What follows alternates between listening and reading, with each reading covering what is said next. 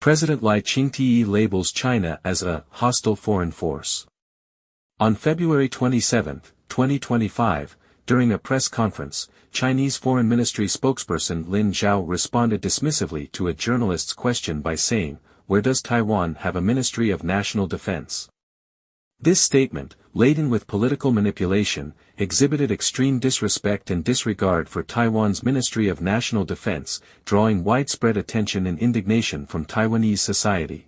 This deliberate political maneuver not only violates international legal principles but also serves as psychological warfare, attempting to delegitimize the functioning authority of Taiwan's government while undermining Taiwan's international image and internal unity. In recent years, China's united front tactics against Taiwan have become increasingly overt.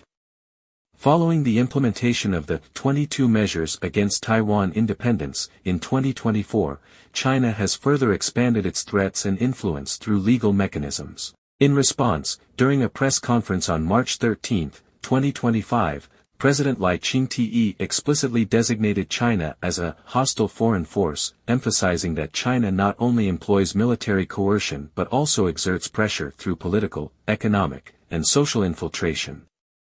President Lai stressed that reinstating military tribunals to severely punish military personnel who defect to the Chinese Communist Party, CCP, is a necessary and reasonable measure to safeguard Taiwan's national defense.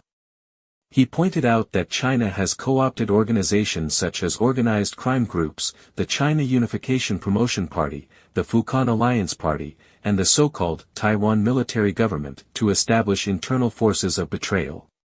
Through a strategy of external coercion combined with internal subversion, China seeks to erode Taiwan's social cohesion and resilience. Furthermore, China has repeatedly distorted the interpretation of United Nations General Assembly Resolution 2758, attempting to create the illusion that it has effective governance over Taiwan. This is a deliberate tactic aimed at undermining the legitimacy of Taiwan's government and weakening public awareness of sovereignty, thereby fostering confusion over national identity. This strategy follows the pattern of lure, entrap, and suppress, first attracting certain Taiwanese individuals with economic benefits and cultural exchanges, then tightening control over them, and ultimately imposing legal and military suppression.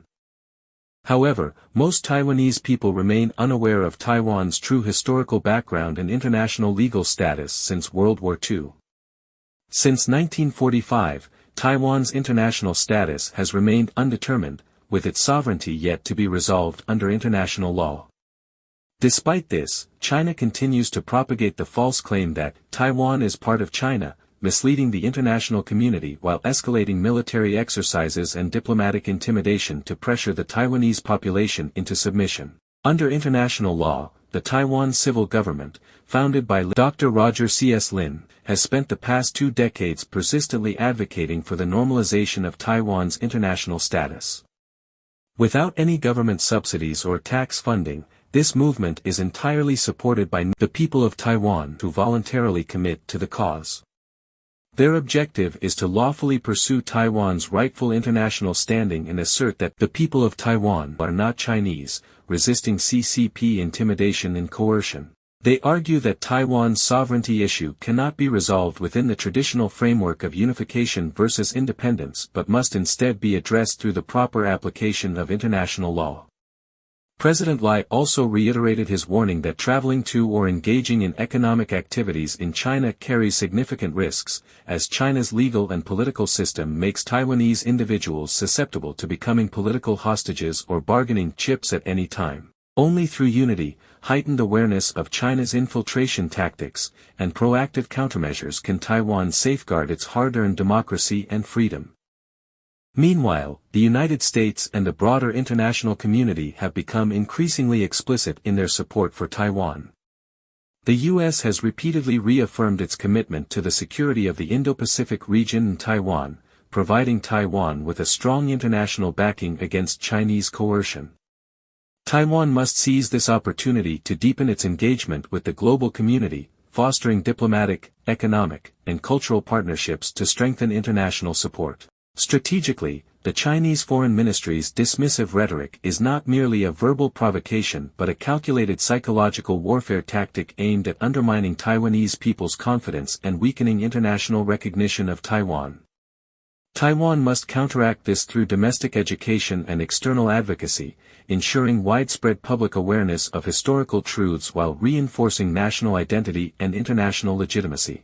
During his March 13 press conference, President Lai emphasized that given the complexity of cross-strait relations, Taiwan must continuously strengthen its self-defense capabilities and psychological resilience. At the same time, decisive measures must be taken to prevent internal acts of treason and infiltration through robust legal and judicial mechanisms. Both the government and civil society must collaborate to ensure transparency and accuracy in information dissemination, effectively countering China's disinformation campaigns in the global arena. In conclusion, as China openly denies Taiwan's defense sovereignty, distorts historical facts, and fosters domestic betrayal networks, Taiwan must reinforce its self-defense, deepen its understanding of international legal realities, and proactively promote the normalization of Taiwan's international status. Upholding democracy and freedom while firmly rejecting threats and coercion is the only viable path toward long-term security and stability.